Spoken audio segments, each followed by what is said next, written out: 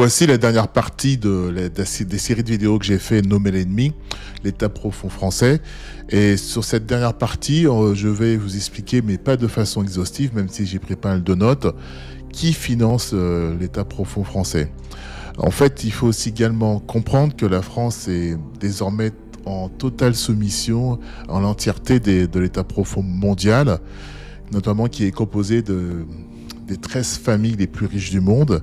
Elles ont créé un géant qui s'appelle Vanguard. Ce dernier a un actif de plus de 9 000 milliards d'euros, enfin de dollars, pardon, et il n'est pas coté en bourse, comme ça évite tout OPA, voilà, bien évidemment. Et il faut savoir que Vanguard est aussi actionnaire, un des actionnaires principaux, de BlackRock, voilà, et qui lui est coté en bourse. Vanguard, en fait, aujourd'hui, il contrôle quasiment tous les pays occidentaux, quasiment tous, les pays de l'Océanie aussi, et les pays des continents sud-américains, quasiment. Voilà, donc vous comprenez un peu ce qui se passe aujourd'hui avec Trump, etc., bien que je reste assez prudent sur la stratégie de Trump. Bon, enfin, c'est aussi l'État profond.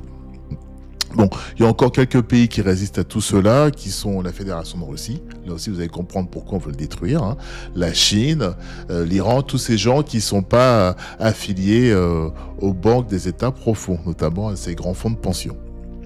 En fait, ces élites, elles feront tout, absolument tout, pour conserver les avantages au détriment et à la majorité de la population planétaire. Donc, vous imaginez bien que la France là-dedans, c'est tout petit. Mais justement, revenons à la France, pardon.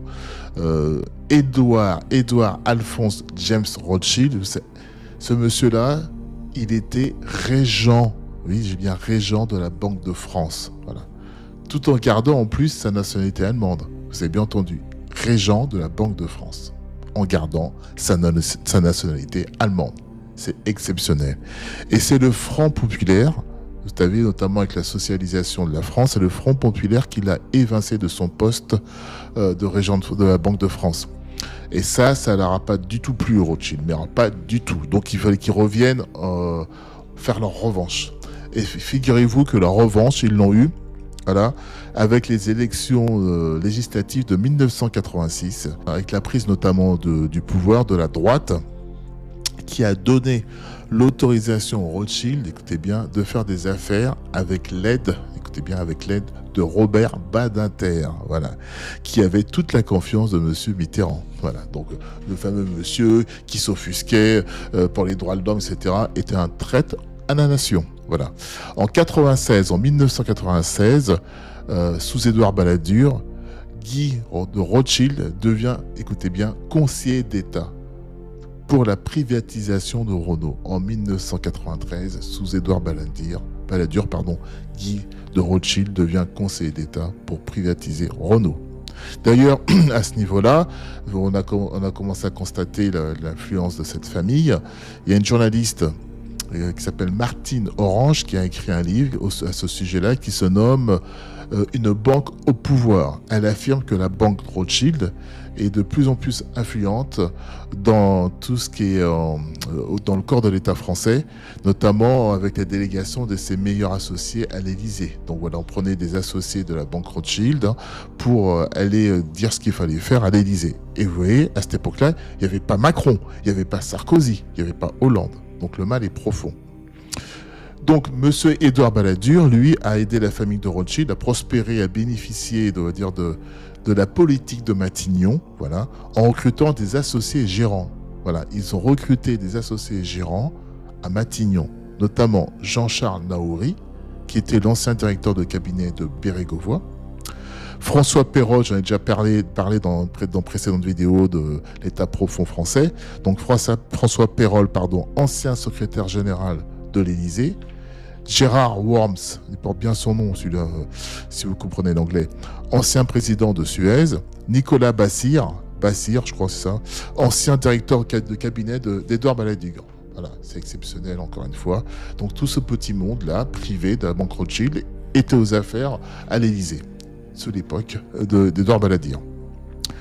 Donc, à partir de là, la banque de Rothschild va bénéficier de privatisations, comme notamment de Paribas avec la fusion de BNP, voilà, la privatisation de Matra, la prise de contrôle du Crédit Lyonnais par le Crédit Agricole, la création de EADS, l'acquisition d'Orange par France Télécom.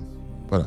Sans parler des différents avantages énormes et mandats que la banque de Rothschild a eu avec l'élection de Sarkozy, Hollande et de Macron.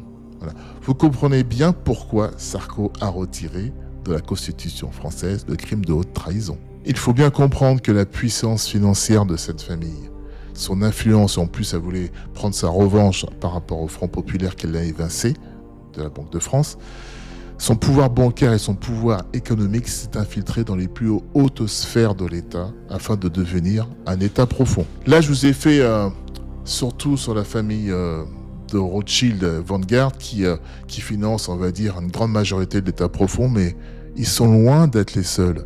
Il y a les cracks, les Grecs on appelle ça. Je vous mets la photo, je vous laisse aller chercher un petit peu. La famille Kravis qui a notamment financé énormément la campagne d'Emmanuel Macron. Bernard Arnault avec M. Bolloré qui ont repris l'école supérieure du journalisme. Vous comprenez maintenant pourquoi les médias sont tenus. Voilà. Les clubs du siècle, l'Institut Montaigne, Xavier Niel, tout ce beau monde finance l'État profond français et sont tous en œuvre à détruire le pays. Voilà, c'est pour ça que lorsque je fais des vidéos sur la connaissance, je dis il faut savoir qui parle. Pourquoi il parle? Qu'est-ce qu'il a fait avant? Qu'est-ce qu'il fait aujourd'hui? Qu'est-ce qu'il a fait pendant? Le qui, quoi, comment, où? On ne peut pas se contenter que des belles paroles. Je viens de vous démontrer que le mal ne date pas de Macron. Macron, il est juste en roue libre. Les premiers responsables de l'état de ce pays, c'est nous. Si on ne cherche pas à comprendre, si on ne cherche pas à vérifier, à creuser, on se fera toujours avoir. N'oubliez jamais que ces familles-là ont aussi un but messianique, c'est la dominance du monde. Détruire ceux qui ne sont pas comme eux, ceux qui ne pensent pas comme eux, et surtout ceux qui ne croient pas comme eux. Vous avez bien compris que notre pays est sous emprise de 13 familles. Vous avez bien compris que notre pays est totalement sous emprise économique et bancaire. Vous avez bien compris que notre pays a à sa tête de nombreux traîtres, de nombreux corrompus qui n'ont qu'une chose en tête, le détruire pour s'en mettre plein les poches. Et vous avez bien compris en plus que nous avons une population qui est très peu informée et en plus qui préfère son confort, sa fainéantise et qui n'accepte en aucun moment la réalité des choses. Il préfère défendre une personne. C'est pour ça que j'ai fait la vidéo sur l'allégorie de la caverne.